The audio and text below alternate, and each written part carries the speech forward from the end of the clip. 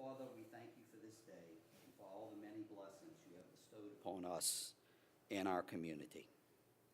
We pray, Lord, for all those who are ill, especially those in our family and community. Please comfort and heal them. We pray for the souls of our loved ones and all those in our community who have recently passed away. May they have eternal life with you in heaven. Father, we ask that you watch over and protect all of our military personnel as they serve our country. In Philippians 4:6-7, you instruct us, do not be anxious about anything, but in everything, by prayer and petition, with thanksgiving, present your requests to God. And the peace of God, which transcends all understanding, will guide your hearts and your minds in Christ Jesus. In thanksgiving we pray, amen. Councilman Impastato, would you please lead us in the pledge? Pledge allegiance to the flag of the United States of America and to the republic for which it stands, one nation, under God, indivisible, with liberty and justice for all.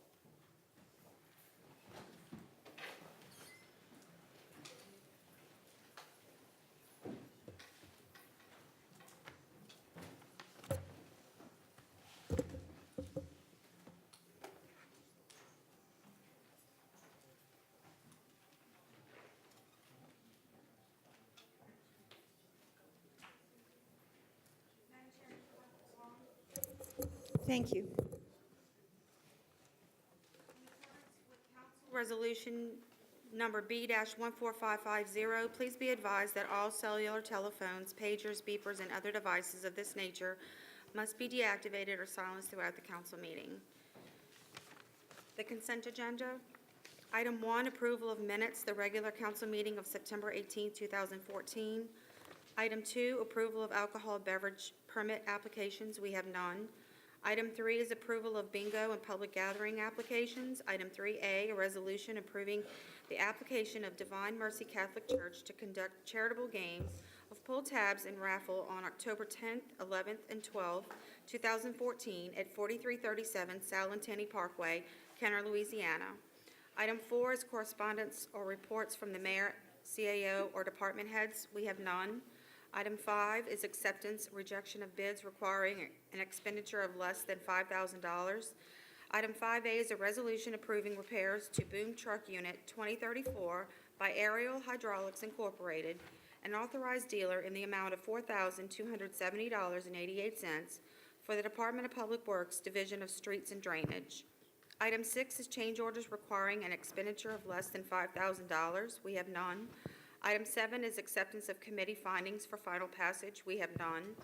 Item 8 is re-subdivision ordinances for final passage. We have none. Motion by Councilmember Connolly, seconded by Councilmember DeFrancis on the consent agenda. Council members, please vote.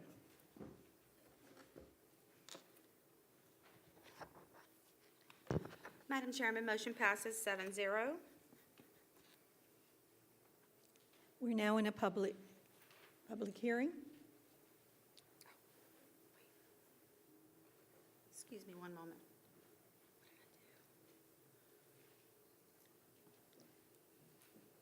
We have. One moment, please. I'm Okay. sorry. Okay.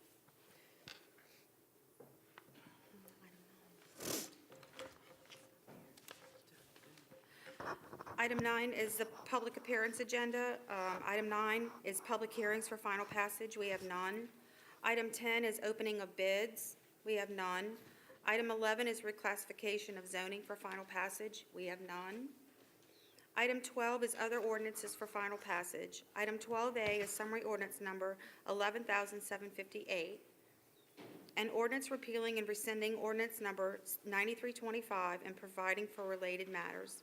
Madam Chairman, I've received a request from Councilman Conley to indefinitely defer this item. Motion by Councilmember Connolly, seconded by Councilmember Sigur, for an indefinite deferral on 12A. Council members, please vote.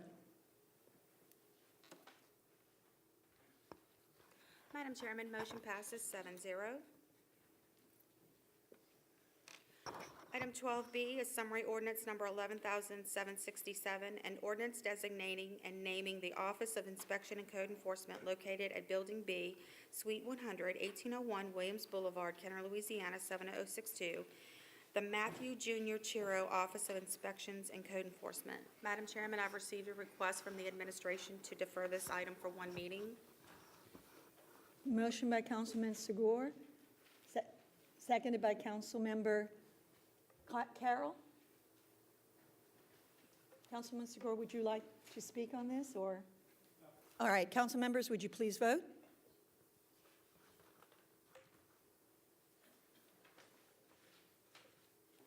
Madam Chairman, motion passes 7-0 to defer for one meeting.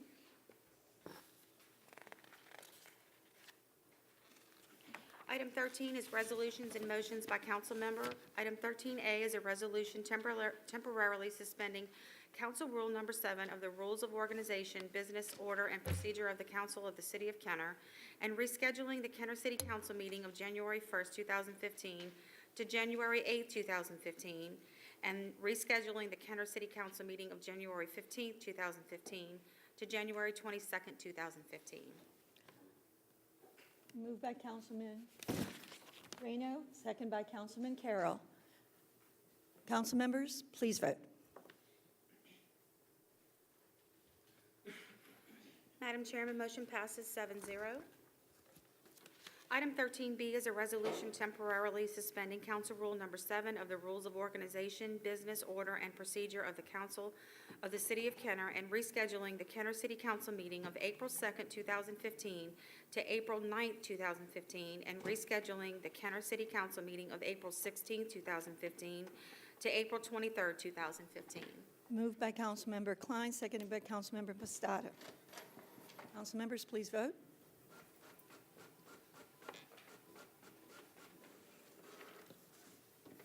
Madam Chairman, motion passes 7-0. Item 13C is a resolution temporarily suspending Council Rule Number 7 of the Rules of Organization, Business Order, and Procedure of the Council of the City of Kenner and rescheduling the Kenner City Council meeting of July 2nd, 2015 to July 9th, 2015, and rescheduling the Kenner City Council meeting of July 16th, 2015 to July 23rd, 2015. Moved by Councilman Pistato, seconded by Councilmember DeFrancis. Council members, please vote.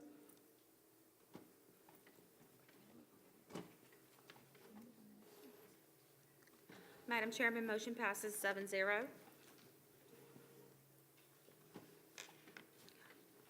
Item 13D is a resolution expressing support of proposed Louisiana Constitutional Amendment 3 and 10, which assists municipalities in the fight against blighted property. Moved by Councilmember Conley, seconded by Councilmember DeFrancis. Councilmember Conley, would you like to speak on the motion? Basically what this is, on the November 4th ballot, you'll be given the opportunity to support two constitutional amendments. The first, Amendment 3, effectively allows municipalities the option to use a third party to conduct or assist in conducting their tax sales, which is something the city has considered before. It's really no cost to the city, and it takes a burden off of the staff and the finance department and the administration. A court had determined that was unconstitutional, so the Louisiana Municipal Association is pushing for this amendment, and it is good. I think it's a good amendment, and it's something that would assist municipalities. The second one, 10, basically would assist municipalities when it comes to lots that are blighted, that are adjudicated back to the city. It cuts the redemption period from 3 years to where it can go up at an adjudicated auction to 18 months, which would allow the city to put these properties into private ownership in half the time. So I would ask that the council support it, and we send this to our constituents and to our legislatures in Baton Rouge. Thank you. Thank you, Councilmember Conley. Councilman Carroll, you have the floor. Excuse me. Could you press your button again, please? Let me clear the floor first. I'm having trouble with it. We'll do this. Let's try one more time. Now we're going to clear it. clear, Mr. Connolly, please, so Mr. Carroll can speak? Did I do what now? Did you close your mic? All right, you should be able to give Councilman Carroll the. I don't have a, oh, there it is. There it is. Thank you, Madam President.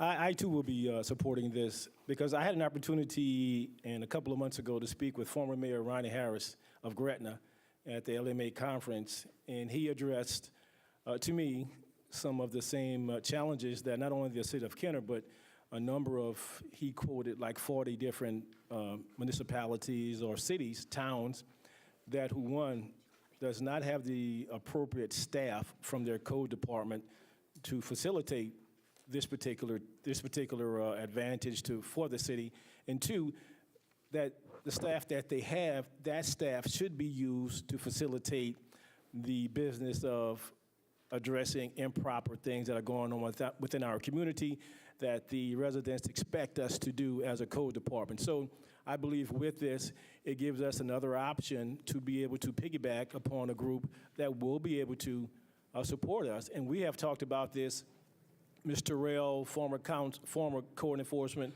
Attorney Shaw, about doing some other things to not only in both sense to help the property owners, but also to be an advantage for the city of Kenner for us to be able to maybe get some of these properties back, not to have a burden on the property owner for them to lose out totally, and for us to be able to afford opportunities for other people who are willing to move into the city of Kenner. So I think it's a win-win all around. I also ask my fellow colleagues to support this, and we look forward to going forward with this to ensure that, the blighted property and especially for the people who we represent are put in a position to make good of a situation that has turned not so good. And it may be at their times no fault of their own. No one can control the weather, the hurricanes, or personal tragedies that happen in one's life. So we want to be able to support, be a good family, a friendly neighbor. So I think this is something good for us to be able to be part of. Thank you, Madam President. Thank you, Councilman Carroll. Okay. Seeing no one else would like to speak, council members, would you please vote? Madam Chairman, motion passes 7-0. Item 13E is a resolution designating and naming the City Attorney's Office in honor of former City Attorney Hubert A. Von den Stein. Madam Chairman, I've received a request for the mayor to speak. Absolutely.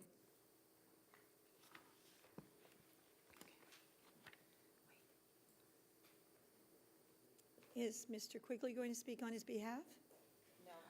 We have a presentation. Okay. Okay. I thought he wanted to introduce it, though. Yeah.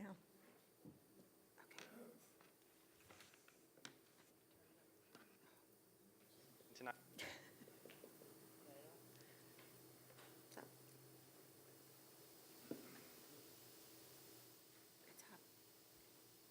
Good evening, council members. I apologize for not being able to make the meeting tonight, but with the Kenner Food and Wine experience and welcoming hundreds of people into the city, I felt my place was tonight as the city's ambassador to welcome those. But on tonight before you, the resolution renaming or naming the city attorney's office, the Hubert von den Stein City Attorney's Office, needed some explanation and clarification. Mr. Von den Stein, yes, of course, was my grandfather's city attorney. He was first appointed city attorney on July 13th of 1970. He then became the first appointed chartered city attorney after the adoption of Kenner's Home Rule Charter in 1974. Mr. Von den Stein was a trailblazer for the city attorney's office. He was one of those that led this city into its heyday of population growth and massive expansions throughout the city. The reason I came up with this and wanted him to be honored was really at the passing of Mr. Louis Gruntz and the hiring of Mr. Mike Power. I didn't realize until that point what an impact Mr. Von den Stein had left on the city of Kenner and on these two great men, one with the late Louis Gruntz and now our current city attorney, Mr. Mike Power. I think it's only fitting that we name Kenner's first in-house city attorney's office after Mr. Hubert Von den Stein. Mr. Vaughn was a great man. He was also an engineer before he was an attorney, much like Mr. Gruntz. And he later became Mr. Mike Power's law partner when they had a practice together through his time as city attorney. So basically, a lot that those two gentlemen knew was basically from Mr. Weinstein. So I think it's very important that we honor his legacy here in the city of Kenner. Not only was he a great city attorney, he became a great parish attorney in the Yenny administration in Jefferson Parish between 1980 and 1985. And of course, him being a great attorney got him elected judge in the 24th Judicial District, where he represented the Kenner area very, very proudly as his time on the bench. I think it's very fitting we do this for this great man. And if this is approved sometime in November, we hope to have the official dedication of the Hubert von Weinstein City Attorney's Office. I hope to have your support on this and appreciate anything you can do for this resolution tonight. Thank you. Moved by Councilmember Conley, seconded by Councilmember DeFrances. I'd like to yield the floor to Mr. Power, who knew Mr. Weinstein better than anybody here, and who was my mentor when I was city attorney. If you'd say some words about Mr. Weinstein. All right. Thank you, Mr. Conley. I don't know what to say. Everyone has heard the praises of Mr. Weinstein. I believe he was a brilliant attorney. He was a trailblazer for the city of Kenner. At one time, he wrote the entire agenda for the council while representing the city on civil service boards, planning commissions, boards of zoning appeals. He did everything, and he did it well, and hopefully I learned something from him in the process.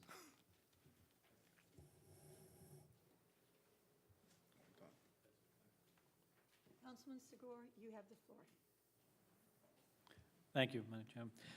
Just to also echo what the mayor and Mr. Power have said, when I started work for the city in 1973, Mr. Weinstein was a city attorney, and I got to know him through dealings with the police department, and certainly did gain a lot of respect for him and the things he did working in the formation of the city's charter process to get our official charter in place, which was adopted in 1974, and set the framework for our cities moving forward into the future. And as you are aware, we are now have a charter revision committee, which should happen periodically to keep our charters moving forward and keep the city up to breast, keep the charter up to breast with things going on.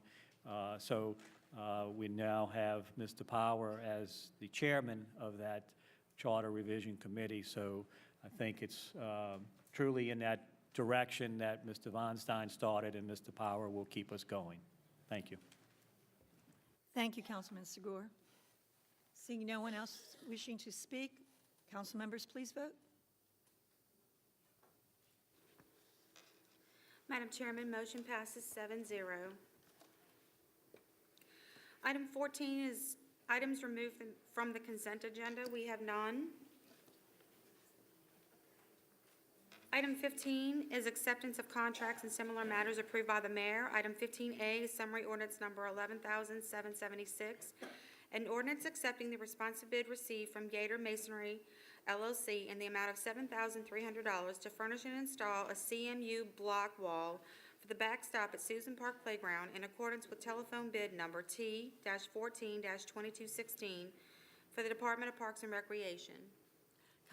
Moved by Councilmember Carroll, seconded by Councilmember Reyno. Councilman Carroll, would you like to speak? Seeing no one wishing to speak, council members, please vote. Madam Chairman, motion passes 7-0. Item 15B is summary ordinance number 11,777, an ordinance accepting the lowest responsive bid received from Signal 26 Incorporated, doing business as Code 3 Supply, for the purchase of police uniforms and services on an as-needed basis in accordance with seal bid number 14-6229, and an amount not to exceed $40,000 annually for the Kenner Police Department. Moved by Councilman Reyno, seconded by Councilwoman DeFrances. Council members, please vote. Madam Chairman, motion passes 7-0. Item 15C is summary ordinance number 11,778, an ordinance authorizing the utilization of Jefferson Parish contract number 55-14357 with Crane Materials International for the purchase of pile sheeting and end caps on an as-needed basis in an amount not to exceed $70,000 annually for the Department of Public Works. I believe it's 75, am I correct? $75,000. Moved by Councilmember Impostata, seconded by Councilmember Klein. Council members, please vote.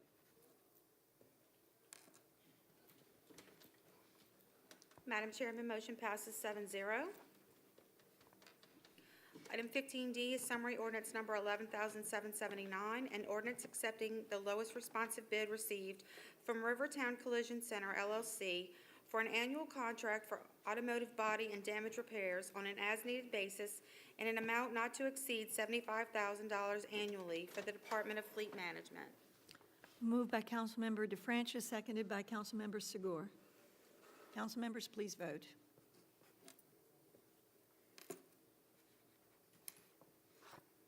Madam Chairman, motion passes 7-0.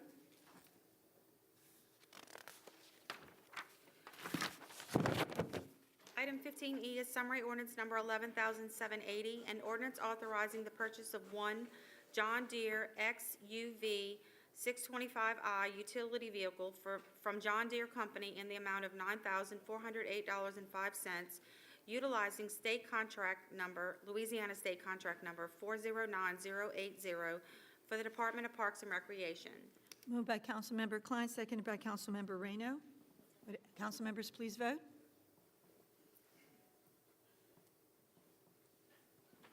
Madam Chairman, motion passes 7-0. Item 15F is a resolution accepting as complete the contract with Frischhertz Electric Company Incorporated dated September 19, 2013, regarding the replacement of playground lighting at Susan Park Playground for the Department of Parks and Recreation. Moved by Madam Chairman, Council. I've received a request from the administration to defer this for one meeting, please. Moved by Councilmember Carroll for deferral, seconded by Councilmember Conley. Council members, please vote.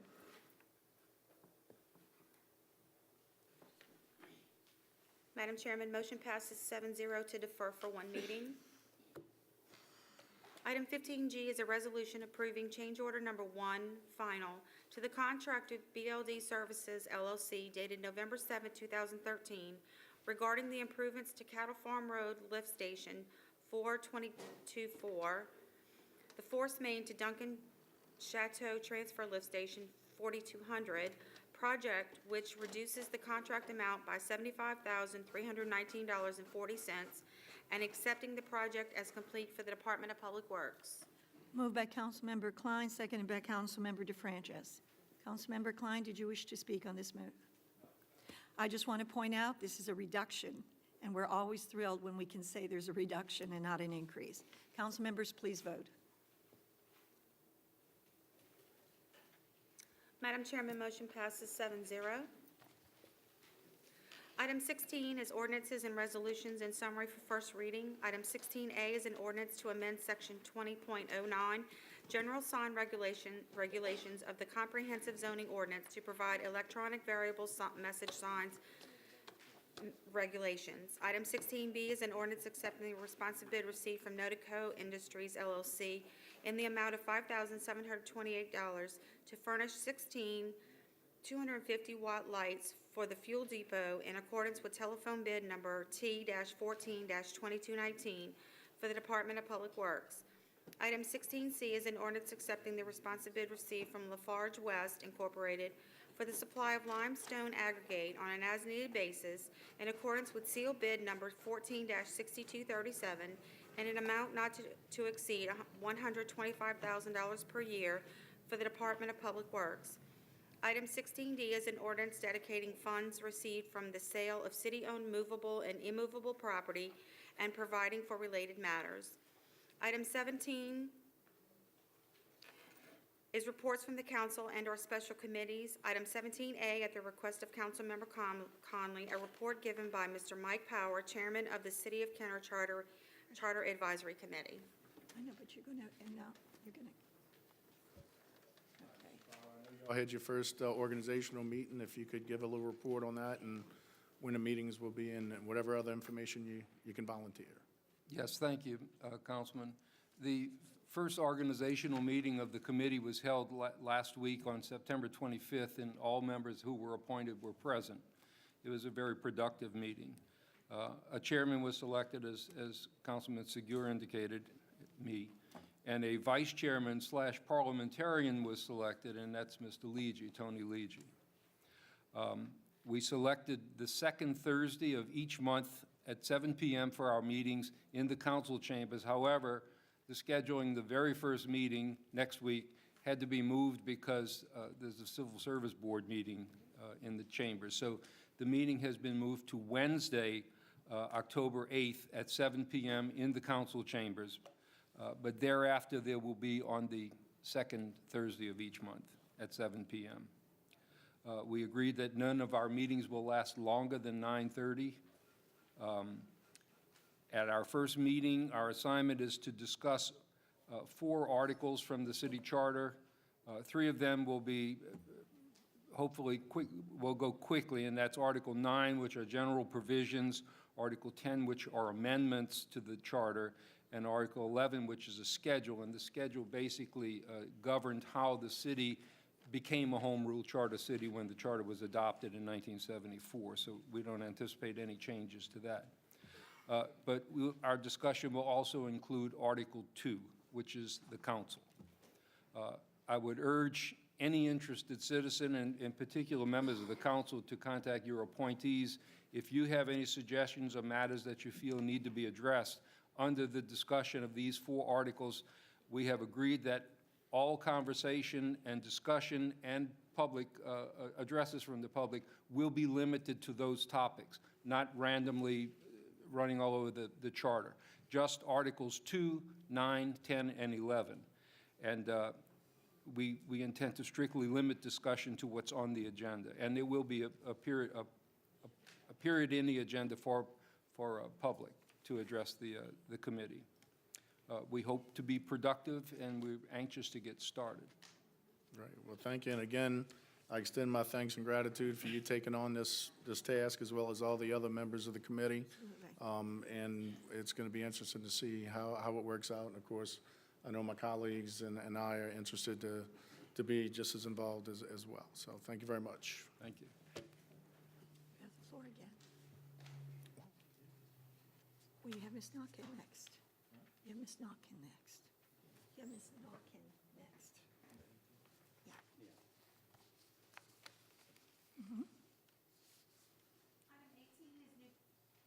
Item 18 is new business at the request of Councilmember Conley. Ms. Toni Nakan, a breast cancer survivor, to speak in reference to breast cancer awareness and the Race for a Cure benefit. I'd like to welcome Ms. Nakan. I incorrectly identified as Ms. Nakan.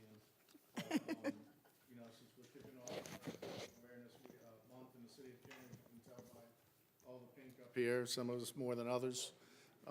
You know, I appreciate you coming and speak to us and promoting your race. So you have the floor. Thank you. I was actually diagnosed with breast cancer at the age of 31 in the year 2003. My son was 10 months old, and we have absolutely no breast cancer in our family on my mother or father's side. I'm now 42 and healthy as a horse, and I'm trying to just get the word out about breast cancer awareness. Susan G. Komen, the New Orleans affiliate, asked me to be this year's Survivor Race Chair, and I gladly accepted. The race is October 25th at 9 a.m. in City Park. I have been a captain of my team for the last 6 years, and it is just so much fun. Last year, they had 13,000 participants for the race, and they raised about $650,000, which actually all went locally to ladies in need here in our parish. They also donated $200,000 to breast cancer research. It's just a phenomenal organization. Like I said, it is very much fun. If you can donate, get a team going, anything you can do, it's greatly appreciated, and it's just a wonderful cause. Thanks for having me. Is there a website? There is. You can actually just Google New Orleans Race for the Cure, and that's the easiest way. That'll just pull it up. Now, myself and Councilman Segura are sporting ties that are sold by I see your that. organization. Is there a way the public can get in on? If they go to the website, Susan Komen or Race for the Cure, there's actually, of course, a little link that says shop, and there's ties, pins, shirts, you name it, they have it. Great. Well, thank you for coming and, raising everybody's awareness to this. All right, thank you. Thank you for coming. We truly appreciate it. Ms. Newton, would you I'm going to deviate just a moment. Would you like to mention the Youth Advisory Council just for a moment and just let people know the event Sure, that I'll took mention place? two things actually in conjunction with the breast cancer awareness. I'm sure everybody has seen Kenner's campaign, Kenner Goes Pink. There are several events throughout the month, including, and I'd like to send a special thank you to our employees for their very enthusiastic kickoff yesterday. I was very pleased with the participation. This weekend, we're having a special music and movies in the park, Pink in the Park. Friday night at 6:30, Groovy 7 will be playing, and Saturday night at 8 p.m., the Pink Panther will be showing. On October 15th, Recreation has partnered with Chateau Country Club for Paint Pink Poolside. It's $25, and the proceeds are going to the American Cancer Society, making strides against breast cancer. Also, we have 14 new members who were selected to the Mayor's Youth Advisory Council. They were notified yesterday. There will be a press release going out, but those members will be inducted at the next council meeting, or prior to the next council meeting on October the 16th at 4:30. So congratulations to our new members, and you will see a press release on that coming out by the end of the week. Thank you very much for your report.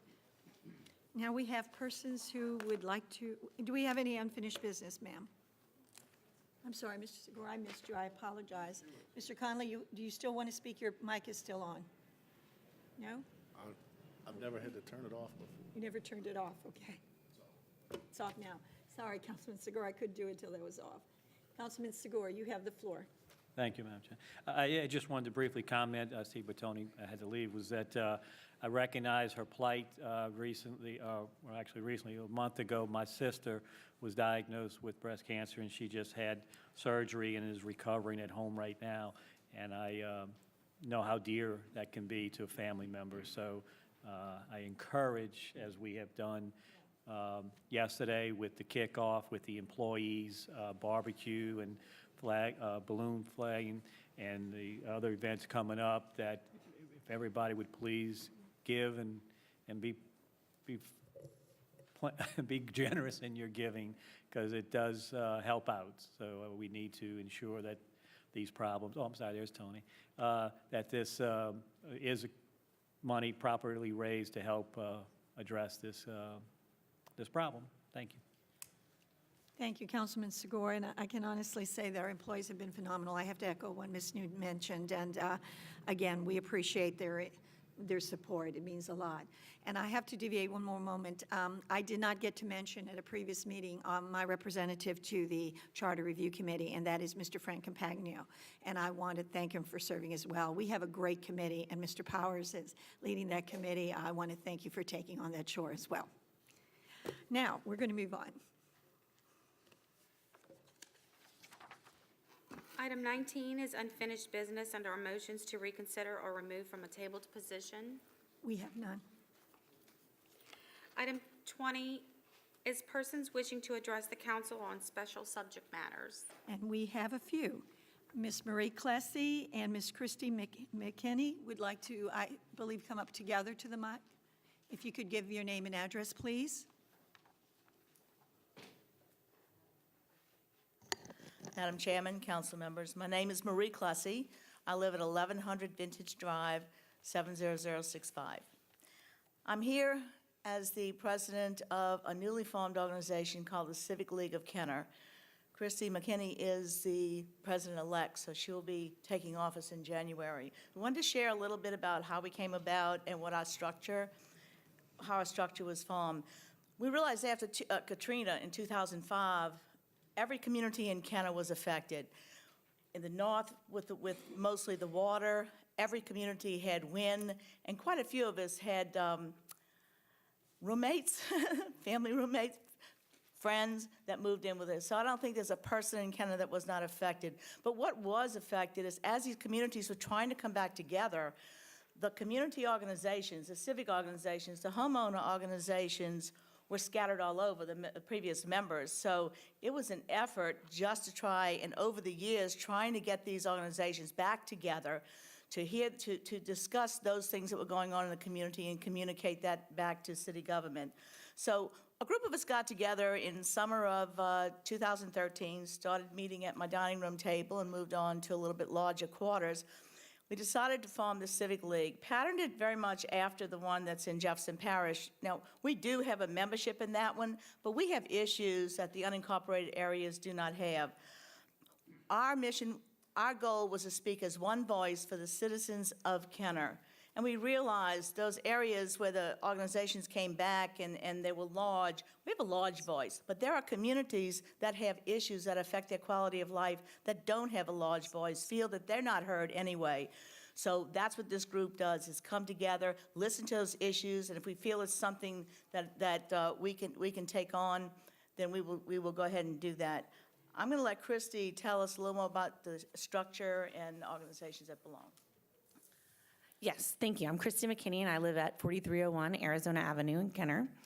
And as Marie said, I'm the president-elect for the upcoming year. So just to touch on just a few additional, one of the purposes of the organization that we came together, we also wanted to act as a forum for knowledge sharing for other organizations. So there are a lot of neighborhoods that don't have civic associations. So we want to act sort of as an umbrella organization and a knowledge sharing so we can help other neighborhoods create civic associations as well, or organizations. Our membership includes civic associations, condo associations, and homeowners associations. Right now, it is pretty much civic associations.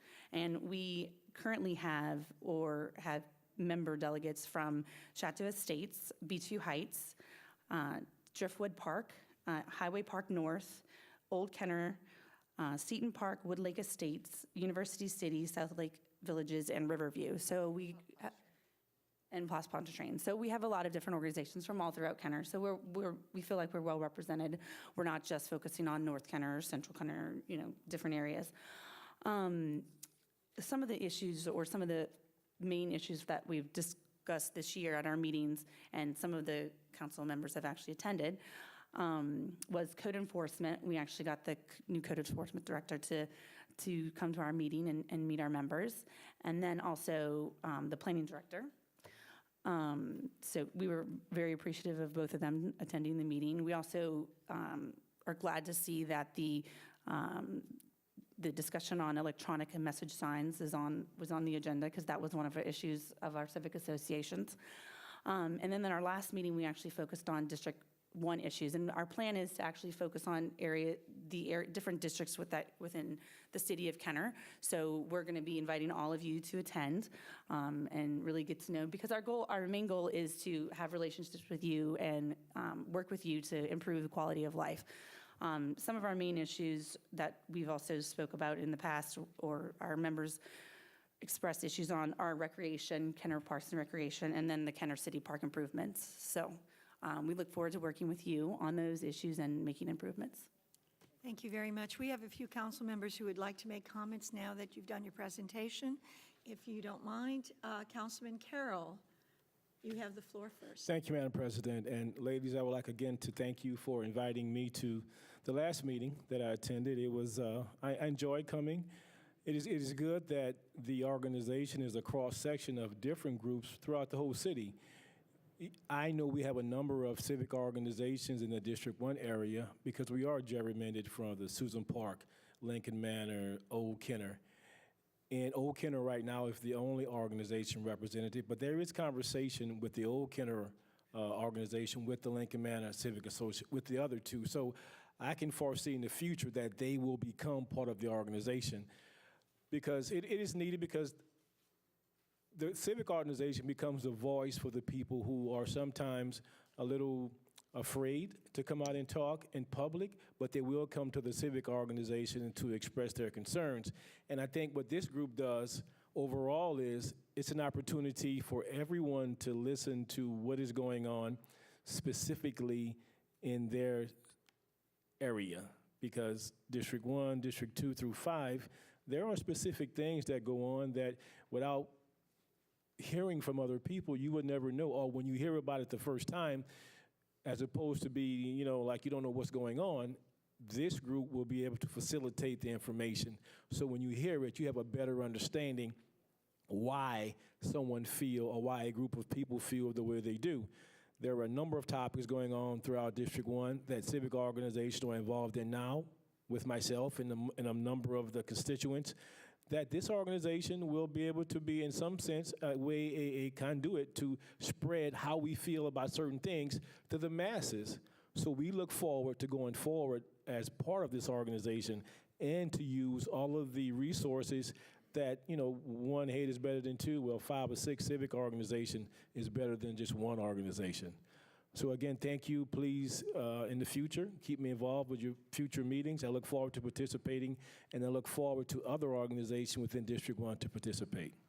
Thank you, ladies. Thank you, Madam President. Thank you, Councilmember Carroll. Councilmember Klein, you have the floor. Ms. Clussy, I want to thank you for appearing here today, and Christie also. The council, and I could probably speak for everybody, that the entire council looks forward to working with the organization. We want to know what your thoughts are and your concerns are, and if we can help you in any way, let us know. But thank you for helping the city of Kenner. Thank you, Councilmember Klein. Councilmember Impostata, you have the floor, please. How often do y'all meet? Is it a regular schedule? Yeah, we meet every other month. So we meet every other, the third Monday of the month. So we start in January, and then we meet January, March, and so on. You rotate locations or same place? Well, most recently, we have had the same location at the Kenner Discovery Health Science Academy in the library. We found that works really well, and it's actually centrally located, so it's perfect. How has the attendance been? Have you been getting a representative from every organization, or how's it? It's sort of been hit or miss. We had 3 really good, really pretty well-attended meetings, and then a meeting in the summer, closer to the summer months, weren't very well attended. So I think that was maybe a timing issue, and then also we need to work on engaging membership. We reached out specifically and made personal phone calls and emails, so I think that also makes a difference. Well, I think that's a civic association problem. Right. In and of themselves. I mean, I know, I can speak for the District 5 groups. They have membership problems. Every single one of them has membership problems, activity problems, you know? There's one thing, too, that you may be aware of. One of the activities that we want to do is help, some of the civic organizations still have their charter and everything, but they're not together.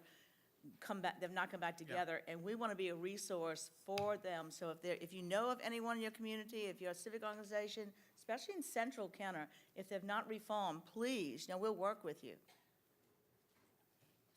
Okay. All right, yeah, I just wanted to know this. Thanks. Councilmember Klein, we normally don't give you a second opportunity to speak, but we're going to make an exception this one time since you're new. Thank you, Madam President. I just wanted to say one thing. In addition to the council looking forward to working with you and your organization, I can speak for the code enforcement and the planning department, too. We all look forward to working with you. Thank you. And I also would like to thank you for your service. You give a voice to people maybe that would not be able to speak for themselves and feel more comfortable coming to an intimate environment like you all have to discuss some of the problems in their neighborhood. So thank you for, again, putting the organization together and for working so hard to make it a success. And I also apologize because normally we would have put this under probably discussion or new business to give the council members a chance to really interact as we did today. Unfortunately, this came up at the last minute, and so we had to improvise a little bit, but I'm glad we were able to let you come and speak before the council. Thank you. Thank you. Okay, let's move on then. We have, excuse me, I just moved my paper. Here we go. Mr. Carl Guy, if you would like to come to the mic, you do not need to give your address. We spoke about this. We're going to make an exception today. And if Ms. Diane Guy would like to come with you at the same time, or she may speak separately, you each have 3 minutes.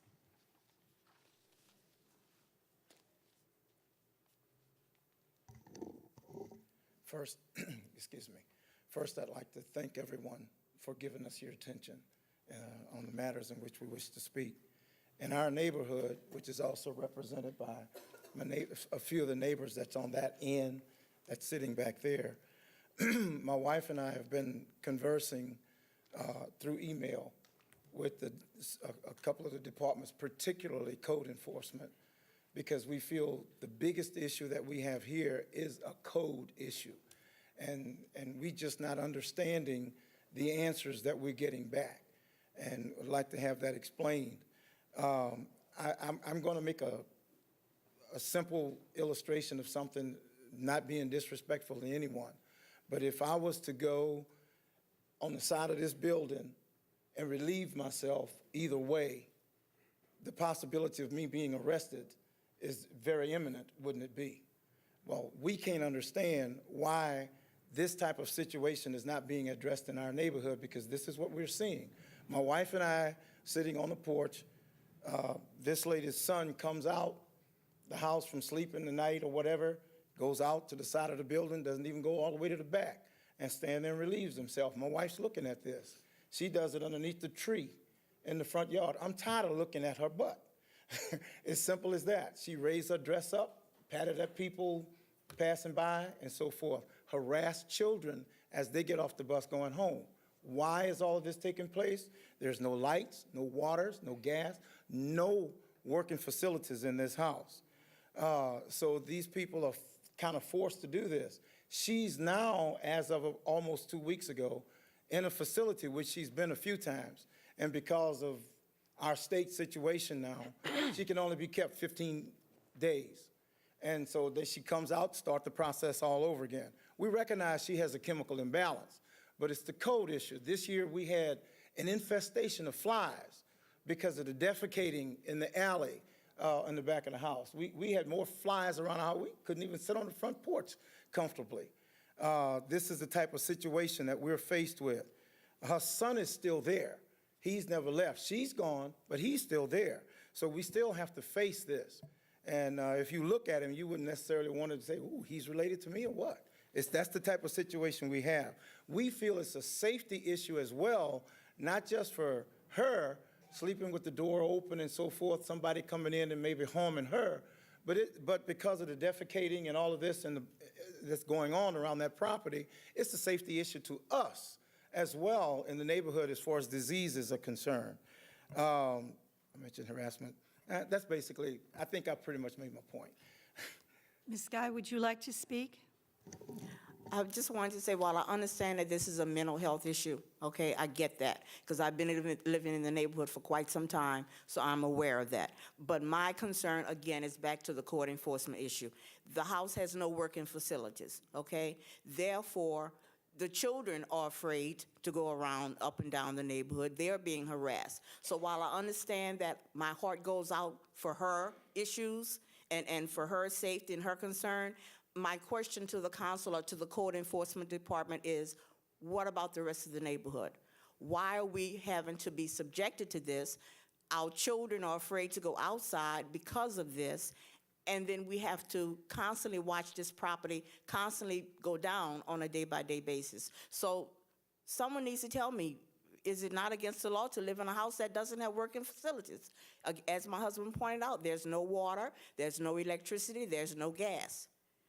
The house is not working. The house has gradually begun to deteriorate as a whole. There is no electrical wiring in the house. There is no copper piping in the house. So again, my question is to the code enforcement issue, where is the issue? You know, where is the resolution? Someone needs to tell me what resolution there is. That's all I'm asking. I understand. We have Councilman Carroll who would like to speak to you. Councilman Carroll, I believe this problem is in your district, am I correct? So I'm going to let you go first. Thank you. Oh, I'm sorry. Could you press your button again? I'm sorry. We inadvertently. If Mr. Pastada and Ms. Fallow could just remove their names, we'll redo it. Mr. Impastato. Thank you. There you go, Mr. Carroll. Thank you, Madam President. Mr. and Mrs. Guy, Ms. Baptiste, the other residents of District 1, I appreciate you coming in today. I appreciate you having the patience, having the sincere wanting to help this individual that have been your neighbor for a number of years, but under the circumstances, there is a mental issue going on. You understand that. All of the neighbors understand that. You have been helpful in every way that you can. But I also understand, as citizens, as taxpayers, as men and women who have children and grandchildren that live in the neighborhood, that live with you sometimes, that come to visit you, this is something that we cannot have go further. We have gone far enough with this. It has to be addressed. I can understand the code department not wanting to do anything illegal to the residents. We all want that. But when it comes to the fact that some of the neighbors, wives and daughters, are subject to this, I am sure no one up here, no one in this building would want that next to them. It is unconscionable that you guys have had to put up this for so long. It's no reflection on the code department now or before, but it is a reflection now that we know this if we don't do anything about it. It is our responsibility to ensure the well-being, the safety, the health of the neighborhood. Now, I had an opportunity to speak with the crisis center about getting help for the lady. I've had conversation with Ms. Terrell about getting support and other organizations. And because of the mental capacity, it is a hard task, the police department and for the neighbors, for them to be able to support. When someone is mental, it is just tough to do that. But you should not be subject to this, and we have to go forward today to address this. I had an opportunity to speak with someone from Jefferson Parish, and it is illegal to live in an inhabitant without running water. Now, my suggestion is, after I spoke with the code department from Jefferson Parish, is to find out for sure that it is against the rule that we should deem the house inhabitable. If we do that, then when the police, we can deem it inhabitable, board it up. When the police come out, we will then be able to say, okay, you are trespassing, and arrest the individual. Do we want to arrest the lady? Of course not. But we do not want her to continue, because now if something should happen to any of the children that live in that neighborhood, now we're in the position to say, you know, we're sorry that it happened, but we had an opportunity to do something. This is something I'm sure our city attorney, the code director, we have, and the police department, I spoke to the chief, he's involved also. Everyone is wanting to be cooperative, but we have to do something today about dealing with this, because you should no longer have to deal with this. I understand you perfectly, and there's no doubt in my mind, everyone that's sitting up here and in this audience can understand and appreciate your concerns. So I may have some closing remarks after Ms. Vallow and Mr. Powell speak, and I would like my fellow colleagues to be able to address, if they would like to, your concerns. So thank you. Thank you. May I please ask a Yes, question? sir. If this is voted on today and action takes place, may I make a request, please? Let's say if it is approved, all right? May I make a request, please, that this house is boarded up by October 11th? My reason is because that's the date of our block party. And that's when we're going to have guests coming in, similar to what Councilman Carroll was talking about. And we just don't want to have them exposed to this as well, as far as our neighborhood. So that's my request here. Thank you for your time and attention. Ms. Vallow, you have the floor. With regard to the guy's concerns, I too am, you know, I'm caught with my hands tied in a situation where you have an individual who is suffering from mental incapacity at this point. We have on this subject property issued over 55 different violations in terms of code, in terms of grass cuts, abandoned vehicles.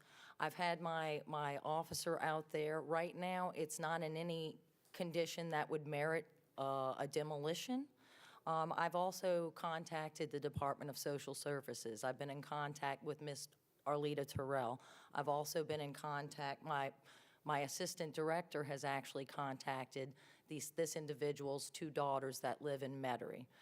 We were informed she was hospitalized, and she's been on countless occasions arrested for the very thing that they speak of, urinating in public, which is not a code issue. I can't enforce that. That is a police matter.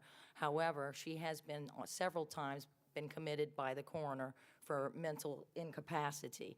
My assistant director was able to speak with the 2 daughters. Right now, she is receiving treatment at a hospital, and they want to speak with those counselors to see if her condition can be treated medically by medication, and if we can get her on the right track. Ms. Terrell, we had a press release today, they have some new grants that are available that would be able to assist this lady in bringing her property up to code. Again, that is contingent upon her being able to maintain her mental stability. So it's not as though we're ignoring the situation, but it's a very difficult situation in which to do. We board the property up. If the premises is occupied, I can't evict. I have no arm within which or authority to evict somebody. I have no interest in the property. That's somebody else's property. So there's no mechanism within the ordinances or the revised statutes for the city to take action to evict an individual, unless, of course, I go ahead and deem it Habitable. a nuisance property that requires demolition. And I think in this situation, we have to tread very lightly because this woman has a mental condition. So I'd like to work with her and see if we can work with the family to do something to assist her. If she can get on her medication and have a stable life, there was an announcement today for this, a homeowner who actually occupies the premises, and that we'll be able to assist her with remodeling, rehabbing, putting her lights back on. Right now, boarding up the premises, if it's occupied, there could be an issue with that. That I have a problem with that. There may be a human being in there, and I'm not sure that that's the right way to go. But if the council would like me to board the premises, I certainly would do so. Mr. Impastato, going to give you the floor next. Well, it's obvious. I mean, I don't think anyone would disagree. That's an abomination of a condition to have to deal with.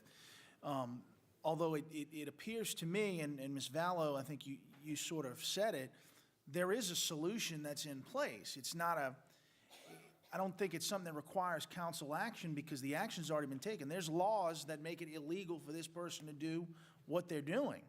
That's individual choices, and it's terrible that this person might have some mental capacity challenges, but that's the tough decisions, I think, that have to be made. You certainly shouldn't be subjected to it. It sounds like the police is the remedy. If a person is violating a law for lewd conduct, I mean, indecent exposure, there's a list of them that are coming to my mind, that's the remedy. Contact the police. I don't know that boarding the house necessarily is a better solution than addressing the individual's conduct. I mean, I'm not looking for someone to be in jail, but it's obvious it's the individual decision-making that is clearly the problem that's exposing you and your children and your grandchildren to safety, health, hygiene, and just overall some kind of moral challenges that I certainly wouldn't want to be exposed to and understand your concern. So, I mean, I think the remedy lies with the police department first. And unfortunately, you're in a tough spot. Do you want to report your neighbor? And I understand that difficulty, but I think that's the remedy. That is the remedy that's in place before any additional action should be taken by the council. But that's just my feelings on the issue. But certainly, if we can help, we will. But I think before that's been exhausted, we really can't. I think that's the best solution. Thank you, Councilman Impastato. Councilman Conley, would you like the floor, please? Yeah, I would just say I echo what everybody else says. I'm mainly concerned about the the public health hazard or the potential for a public health hazard. And I would just like to ask the Code Enforcement Department if they could better educate the council in the next coming week or so and send us some pictures and a report, maybe contact the Board of Health, because if they're defecating in public and the children and the neighbors have to live with it, you know, we'd like to know that, and whatever action we have to take on an emergency basis, we'll certainly do. We'll get together as need be under the direction of Councilman Carroll and take whatever action we can, but I'd like to be better informed and better educated. Councilman Impastato made some good points that if they're breaking a law, it's a police matter and they should deal with it. But I'm more concerned with the living conditions and some of the things we've heard tonight. So if we can get a report, maybe early next week, if your guys could get on it and better inform us, I would appreciate it. Not a problem, sir. Thank you. Councilman Klein, you have the floor. Thank you, Madam President. You know, if this lady is mentally incapacitated or mentally incompetent, maybe we should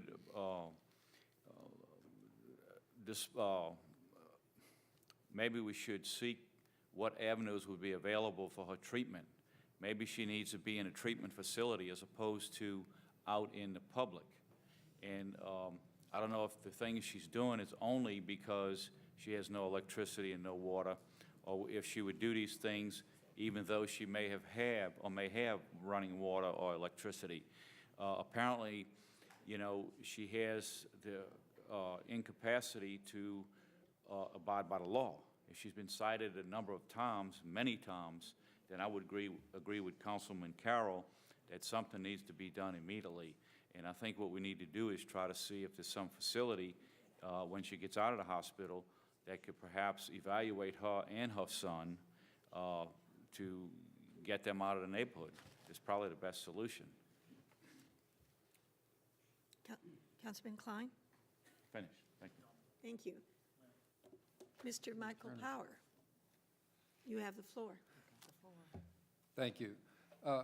Obviously, there are two issues here. One is the condition of the premises, which is a health hazard if it has no utilities. Exactly. The other is a police matter, which is the crime of urinating or defecating in public, which code enforcement has no jurisdiction over.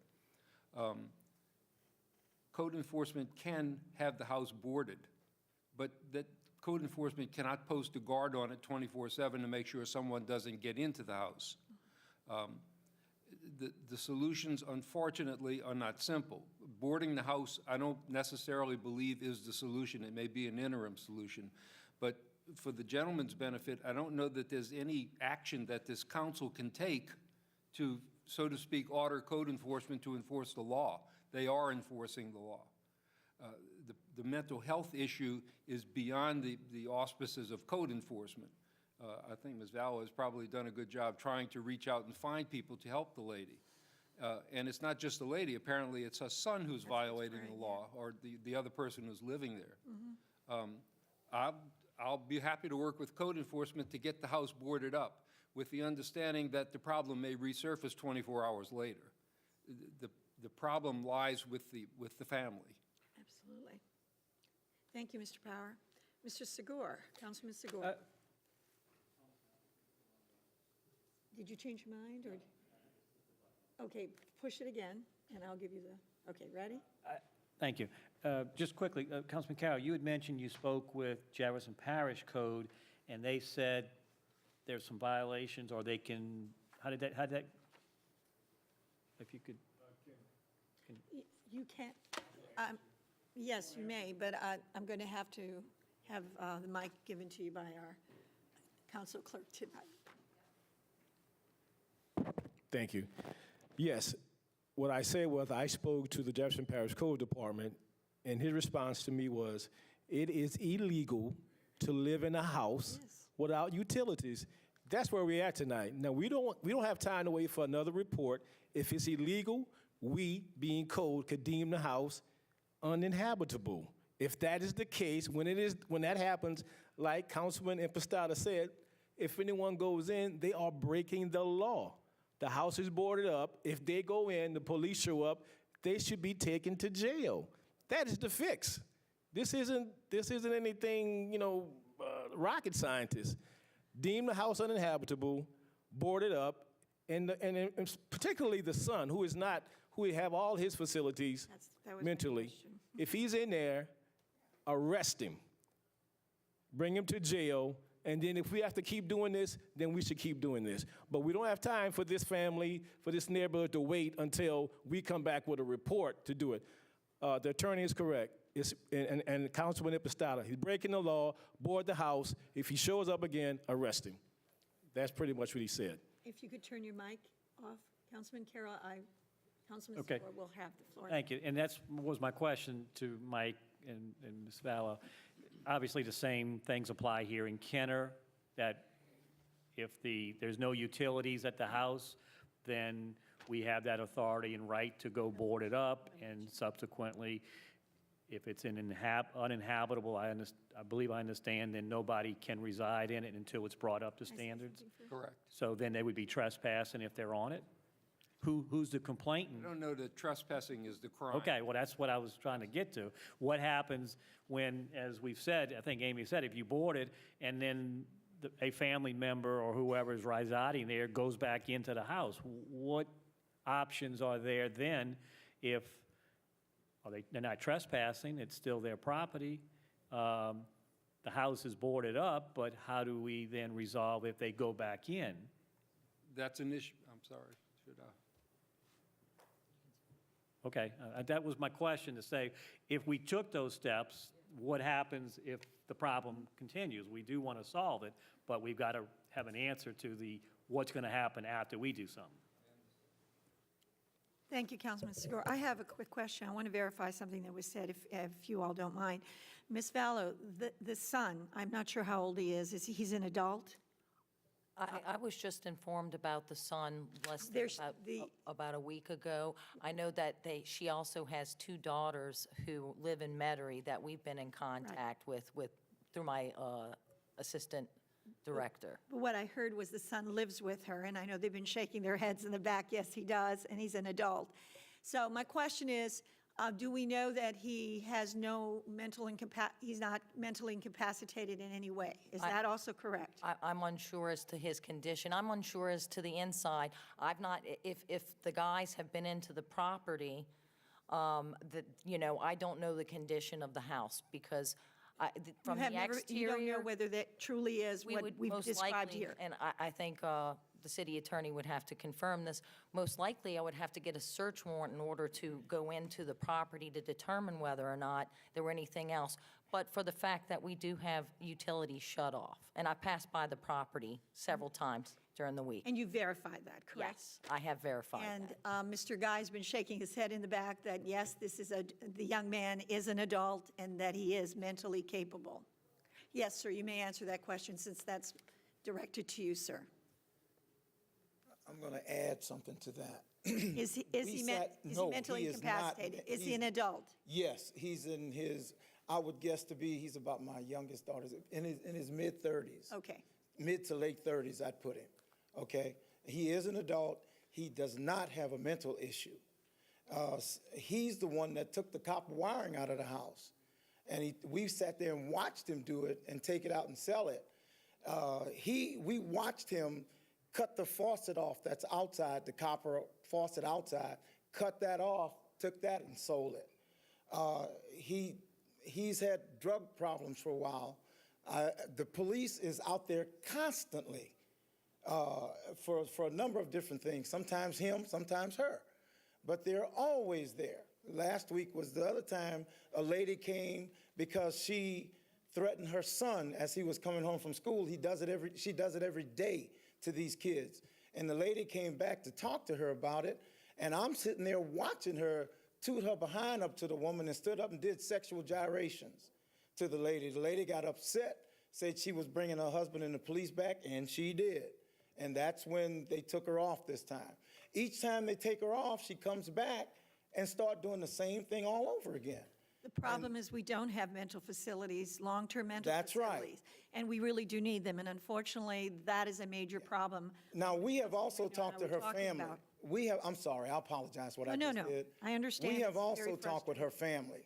They want to see something done because in some ways they feel their hands are tied. So, I mean, we have a good rapport with them. She curses all of us out. She did it to me just the other week, and she never did that to us. She would always talk to us, but she'd do it to other people. She is just constantly deteriorated, and we're afraid that something's going to happen to someone, and then it's a oops, but something could be done. We're trying to be proactive. You follow where I'm going. And I understand, and like I said, that's why I wanted to find out about the son, whether he was mentally incapacitated as well. You're right, this is a major problem, and to the best of my knowledge as well, you can't live in a facility that has no running water, no electricity, no means, it's not even a safe environment for either of those two people, let alone for the neighborhood and the impact on the neighborhood. But I needed to ask those questions because I thought they were important. Mr. Conley, I'm going to give you the floor now. Just wanted to clear something up. I didn't mean to ruffle Councilman Carroll's feathers when I asked for a report. Certainly, I wasn't implying that the police shouldn't do their job or code can't go forward, but this council does have the authority to order abatements and demolitions and to hold public hearings for that matter. So I'm still going to ask for a report from code, send it to me, and I'll disseminate it so that this council can take whatever action we need to take in addition to law enforcement, in addition to your department. Thank you. Thank you. Councilman Reno, I'm giving you the floor. Thank you, Madam President. Ms. Vallow, is the lady that has the mental issue, is she the owner of the property? She is indeed. She inherited the property from her family. She has full title to it. And who, if she's not taking care of the property at all, is she paying the taxes? I mean, is there? I couldn't check. I can check on the taxes again. The system that I'm looking at is I'm looking at the violations that we've written her up for. We've tried to issue court summons, but when you're dealing with an individual who doesn't, function properly, it's not like she's going to appear in court. And again, if it's the desire of the council, and I think the city attorney said it as well, I can go ahead and board that premises, but I'm almost certain that once she's out of the hospital, again, with a coroner's commitment, you only have to stay in the hospital for 72 hours as long as they do not deem you as a harm to yourself or to others. They can hold you for 72 hours. Now, they may have extended that time period. However, when she comes back and she finds her house boarded, I'm almost certain that she will remove those boards and continue to occupy the premises.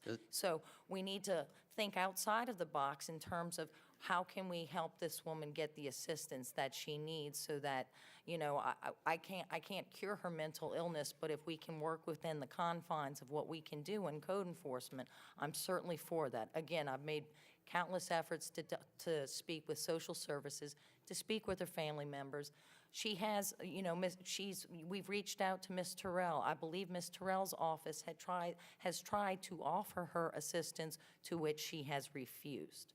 So we have to work within what these individuals want to do. So I'm willing to go ahead and board the house, but I think that's going to be an extremely short-term solution, and we'll be back at square one, which will be her going to jail again, getting a coroner's commitment, going to the hospital for 72 hours, and she will return to the premises, as she always does. And you said the home is structurally sound. I mean, do you know that to be a fact? I have not been inside the premises. I believe I would have to get a search warrant in order to go ahead into that property. I could peek through the windows, but from the exterior, and for what my inspectors have said, the house is not in poor condition. There's a house down the street, which my intention is, I've spoken with the Lincoln Manor Civic Association. That's on my radar for demolition, where we have a roof collapsing and the rear portion of the house falling down on 31st Street. In comparison to that property, it's not habitable, but structurally, from the outside, it doesn't appear to be any worse off than any other properties that I've looked at. However, I haven't been inside the property, and I'm not sure that if I knocked on the door, she'll let me in. Okay. Well, thank you, and we're looking forward to that information. Thank you. Thank you, Councilman Reno. Mr. Johnny George, did you wish to address the council?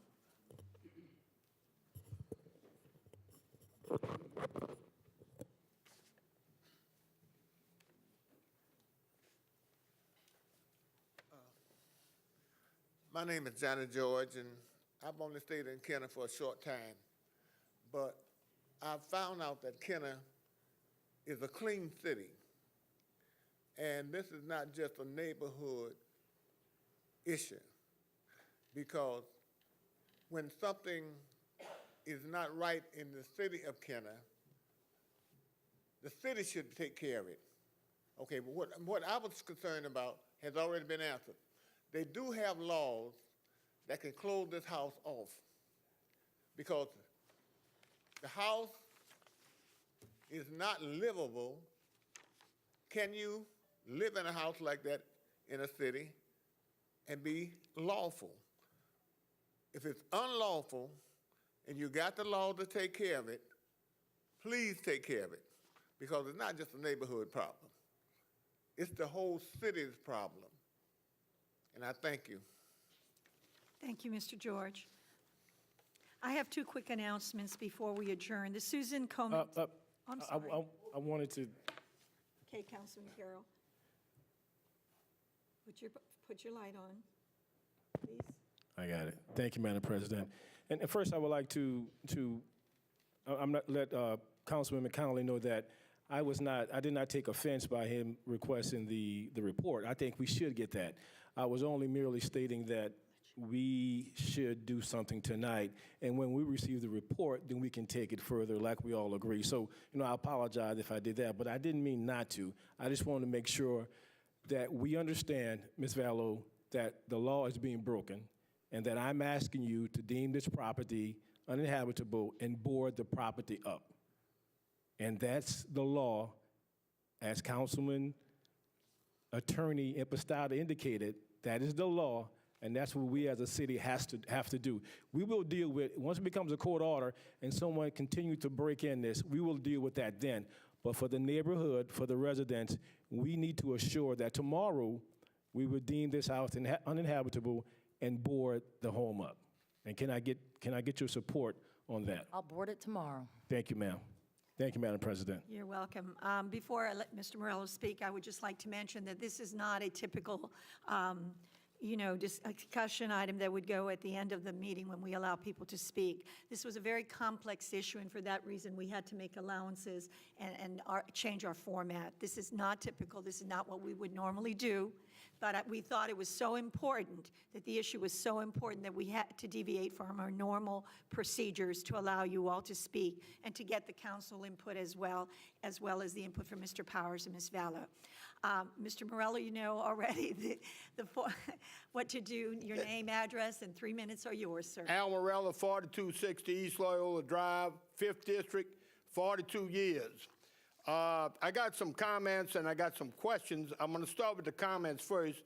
First of all, I want to thank the speakers from the last meeting and the speakers that are here tonight for coming down here, taking their time. This is what the citizens in this city need to do.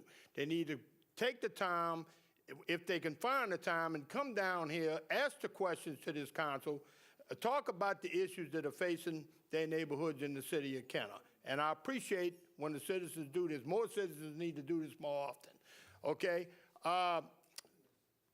Relative to what this couple was saying up here about this issue, we had a similar issue like this in the 5th District. Matter of fact, in my block. After several complaints going round and round for months with the city of Kenner, the police were called on several domestic disturbances at this residence. People complained for months, and then all of a sudden it got so bad that the police came and took the individual. It was the individual's mother's home, and this individual was living in the backyard in the tent. And and after several months of wrangling back and forth, police coming out on service calls, they finally came out and they took this individual, and she had some mental issues herself, put her in handcuffs and put her in the car, and we ain't never seen her anymore. That problem was resolved. Now the questions. I want to address this first question to you, Councilman Impastato. About 3 years ago, your predecessor had a project going on East Loyola and West Loyola relative to curbing. And He told me that every fiscal year that he did one block at a time until eventually he was going to take care of all of East Loyola and West Loyola. This was 3 years ago. No more work has been done. The curbing has stopped in the 4000 block. Public Works came out there. They got signs all over the neutral ground now, no motor vehicles allowed. But the curbing is stopped in the 4000 block of East Loyola, 2 blocks of East Loyola. No work has been done in 3 years to complete that curbing. And on the other side of the horseshoe, West Loyola as well. Now, I want to address this to you, Councilwoman DeFrancesca, because you're the council at large. I'd like to know a little bit about this movie production that took place. I don't know if it was the staging, well, I know it was the staging area at the Pontchartrain Center. This was several months ago. I'd like to know a little bit about it and what the economic impact was for the city of Kenner. Mr. Morello, you have, are you completed? Because we're going to take it one at a time. You've had your 3 minutes, but I'll give you an extra few seconds if you have another question very quickly. That's all I have. Thank you, sir. Thank you. I'm going to let Councilman Impastat answer your question. Okay.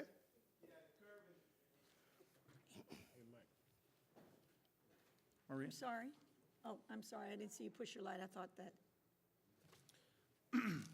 Yeah, the curbing on East Loyola and West Loyola was certainly brought up by a number of residents as we were knocking the doors. Obviously, I can't speak to what priorities Councilman Denopoulos had for the 3 years before I got here, much less any assurances he may or may not have made. I can't speak to any of that. All I can say is it's obvious it's a concern to the people on East and West Loyola. But as you know, we have limited funds. I mean, that comes out of infrastructure funds that at the same time, those curbs are wanted. They're supposed to call. There's requests being made for street repairs, drainage repairs, you know, so it's simply a matter of, at this moment in time, where are the priorities? I certainly know and was aware, even before your comments, but from knocking those doors, I know that's a concern to people. I know that's something they want.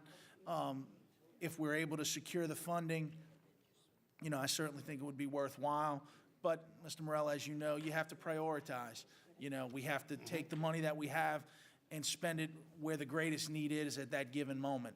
And so, can I guarantee you when that's going to happen? I can't. Obviously, for 3 years, it hasn't been done, so I presume other priorities became a greater need. So I think that's the situation we're in. It's not off the radar at all, but, you know, when can we get to it? I can't make any assurances to that effect, okay? Thank you. Ms. Vallow, were you involved with the permits for the staging area at the Pontchartrain Center? I'm unsure of what movie that he's discussing, so I don't know what production that was. We have some pending permitting meetings coming up. However, I would have to do some research. Mr. Morello, when was that? I want to say it was at least a couple of months ago, Amy, and I walked that route. That's my walking route in the morning. And they had a trailer out there that catered in food. They was cooking breakfast. They had signs directing the extras, the movie extras, and this was written on the sign. That's how I know it was a production. And I even asked some people what was going on down there, and they told me that's what it was.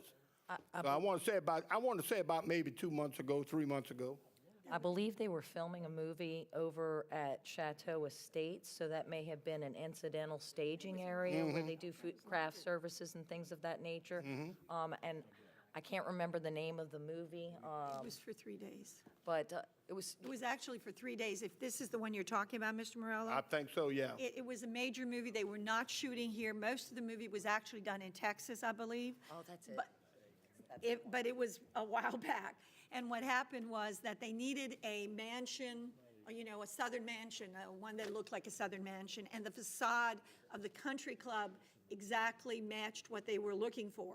So what they did, they came, I believe, for 2 days, they left, and they came back for 1 or 2 more days. So it was a very, very short amount of time. They only filmed inside and the exterior of the building, so it didn't impact the neighborhood at all. But they did have to have the big cranes in order to, you know, have the appropriate lighting that they needed. So it was very, very short term. It seemed like it was a little longer than that to me, Maria. Well, I think the reason it seemed longer was because they were there, they left some of the equipment in the parking lot, so you may have thought they were Okay. continuing to film. But it didn't make any sense to move that heavy equipment back and forth to Texas because the cost would have been prohibitive. So what they did was they left the equipment there, they left, went back to Texas to do the rest of the filming, and came back one more time. Okay, I hope All that right. helps. thank you. You're welcome. Is there anyone else before I make these two quick announcements, and then we're going to adjourn? I'm sorry. The Susan Komen ties, please take a look, will be sold starting tomorrow from 5 to 7 p.m. at the Community Development Office at 624 Williams Boulevard. So please take advantage of that. And one more announcement, and I promise we will adjourn immediately. Thursday, October 9th, 2014, Indulge, a girls' night out from 6 to 8 p.m. at the Esplanade Mall. Shoppers are invited to gather their girlfriends. It's time for night out at the mall to shop, relax, socialize, be pampered, and get reacquainted. See the latest fashion shoes and handbags, host a promotion, get a makeover. So any of you who are interested, please take advantage of it. And now, may I have a motion to adjourn? Mr. Impostata, Councilman Impostata, Councilman Klein, second. Thank you.